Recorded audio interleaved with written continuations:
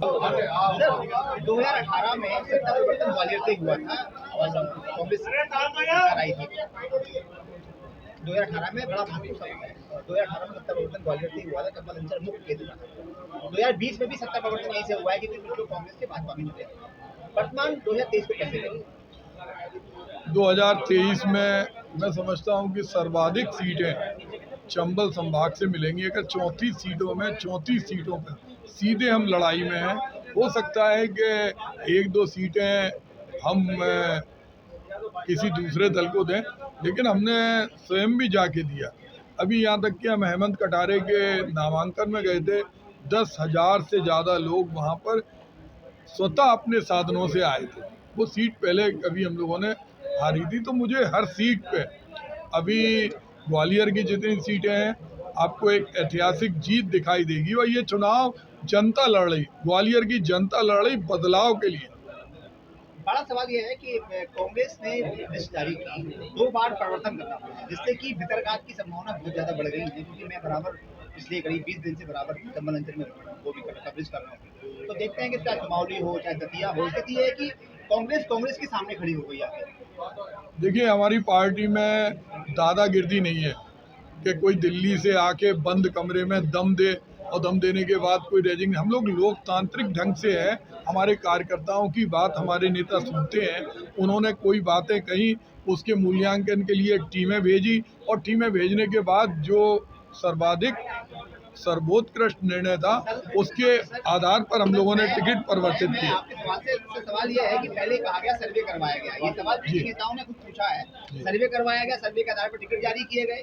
अगर हम दतिया की बात करें, हम चूंकि अपनी चंबल अंचल की बात कर रहे हैं, बिकॉज आप यहीं पे है, तो पहले सर्वे के आधार पर टिकट दिया गया। 5 दिन बाद ऐसा कौन सा सर्वे कमलनाथ जी ने देख लिया या आपके राष्ट्रीय नेतृत्व ने देख लिया कि उनके टिकट बदले गए? देखिए, सर्वे हमने बिल्कुल कोई कपड़े फाड़ने और रोड पे आने वाला मुद्दा नहीं है। हम लोगों ने लोकतंत्र के आधार पर, क्योंकि हम अनेकांत पे चलते हैं, हम देखते हैं कि एकांतवादी नहीं होना है। हमारा जो सर्वे पहले का था और जो विशिष्ट परिस्थितियों में कुछ समीकरण हम लोगों को समझ में आए और ये समझ में आया कि ये हमारे जो प्रत्याशी हैं, ये सबको साथ में लेके चलेंगे और सरकार बनाने में मदद करेंगे। तब हम लोगों ने, वो भी उंगलियों पे गिनने वाली सीटें हैं। स्थिति तो उनकी देखी है कि सिटिंग 30 विधायकों के टिकट काट दिए। अगर उनका कितने उन्होंने परिवर्तन टिकट, उनको टिकट के कैंडिडेट नहीं मिल रहे। विदिशा के जहाँ के हमारे मुख्यमंत्री शिवराज सिंह चौहान है, उनको कैंडिडेट नहीं मिला। कल ले दे के उन्होंने घटी दरों पे फिर पुराना कैंडिडेट दे दिया। उनके पास कोई नहीं जा रहा, वो टिकट दे रहे, लोग छिटक के भाग रहे क्योंकि कांग्रेस सत्ता में आ रही, इसलिए बूम पे है। बाकी इनसे तो लोग छिटक के भाग रहे, वो देख रहे हैं कि ये डूबता हुआ जहाज है। कल मंजुनाथ सिरसाई ने कमलनाथ जी को, पूरे दुनिया के लोग जानते हैं कि अदालत के निर्णय के बाद एक ऐसा व्यक्तित्व, जिस व्यक्तित्व का दूर दूर तक उससे कोई लेना देना नहीं है, उस पर टिप्पणी करना अदालत के ऊपर अपमान करने की भावना से प्रेषित किया हुआ वाक्य है। और उसमें कल हमारे जो राष्ट्रीय प्रवक्ता हैं माननीय श्री सुरेंद्र राजपूत जी, कल उन्होंने एक बहुत जोरदार ढंग से उसका खंडन किया। ये सब भारतीय जनता पार्टी द्वारा प्रायोजित है। उन्हें फोबिया हो गया, सोते उठते बैठते। कौन से देश का गृह मंत्री 4-5 दिन एक राज्य में रहता है, दिन दिन भर बैठ रहे? अरे भाई, देश के अंदर क्या स्थिति मणिपुर में हो रही, क्या स्थिति दूसरे देशों में हमारे लोग फंसे हुए हैं, उससे कोई मतलब नहीं है। सिर्फ वो इस तरह के बाग के लोगों को डाइवर्ट करा रहे हैं, लेकिन पब्लिक में उसका कोई आधार नहीं है। क्यों लेके आप आए अवैध परिवहन चौकियों को लेके, एक बार फिर से रिपीट कर दीजिए पूरा क्या मुद्दा है और क्या चाहते हैं आप इस समय, क्योंकि लगातार आपने कहा कि कई चौकियां अवैध है, 450 करोड़ की वसूली हर महीने चल रही सरकार पे। देखिए, मामा टैक्स मध्य प्रदेश के अंदर सर्वाधिक रूप से लिया जा रहा, जिससे विधायक खरीदे जाते हैं, कैंडिडेटों को जो भी करते हो बंटवारा होता है, वसूली। और इसको केवल सुरेंद्र राजपूत या अनुभा जी या हमारी मीडिया सेल या हम नहीं कह रहे, इसको केंद्रीय परिवहन मंत्री नितिन गडकरी ने स्वीकारा। उन्होंने पत्र लिखा, उन्होंने पत्र में कहा ये क्या हो रहा मध्य प्रदेश में। और उसमें जो आरटीओ के बैरियर हैं, जिनका काम है कागज देखना, लोड चेक करना, पॉल्यूशन देखना और ई चेकिंग के आधार पर कोई धनराशि वसूल करना। वहाँ पर बड़े बड़े बक्से रखे रहते हैं और वो बक्से रखे रहते हैं, एक एक ट्रक से पैसा लिया जाता है।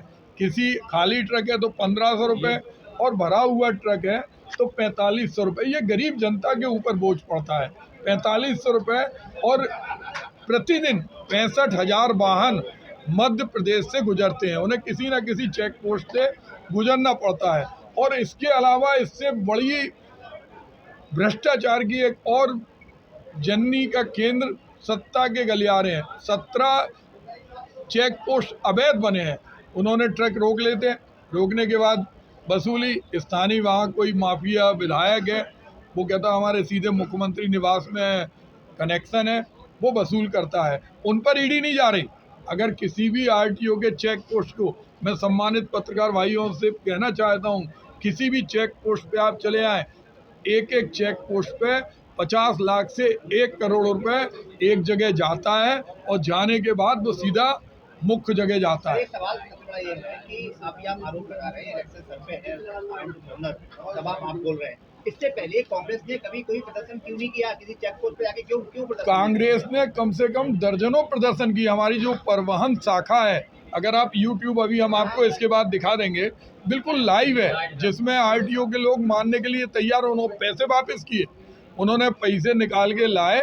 एक मैडम खड़ी हो, वो खड़ी रहती है वहाँ। इसमें एक नहीं, कम से कम 20 वीडियो अपलोड हैं, क्योंकि हम प्रदर्शन वहाँ डीएम कार्यालय में नहीं करेंगे, हम चेक पोस्ट पे करेंगे। हम चेक पोस्ट पे करेंगे। चेक पोस्ट पे हम लोगों ने किया और 15 महीने के शासनकाल में किसी भी ट्रक ऑपरेटर से एक भी पैसे की वसूली कमलनाथ जी के शासनकाल में नहीं हुई।